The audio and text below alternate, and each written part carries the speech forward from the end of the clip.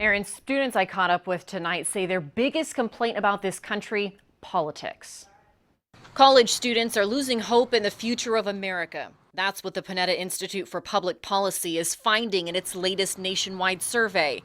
55% of college students polled say America is on the wrong track, compared to 43% who felt that way last year.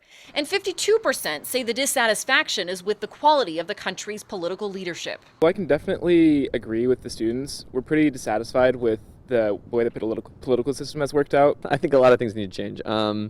I think the disparity in wealth, I think we have a high poverty. I think our military is kind of going off the hook.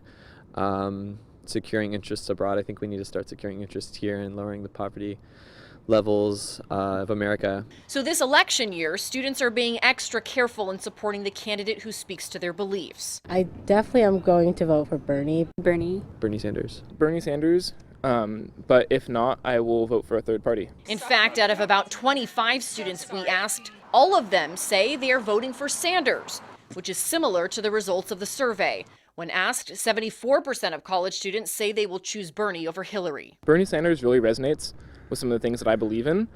He is definitely the student's choice. He really is trying to rally young people into free education and free healthcare. For me, the biggest issue is cost of education and healthcare. Sanders is trailing Clinton by about 800 delegates, but is not giving up hope, especially in California, where he spoke at a rally in Vallejo Wednesday evening. And with 546 California delegates up for grabs, local supporters are also not giving up hope. This Monterey County group met to discuss canvassing and phone-based plans in the final weeks before California's primary. I'm going to make a prediction that Bernie wins Monterey County. We've had a lot of people, 70 to 80 people sometimes at events. I think if we can win California, we can go into the convention with enough pledged delegates.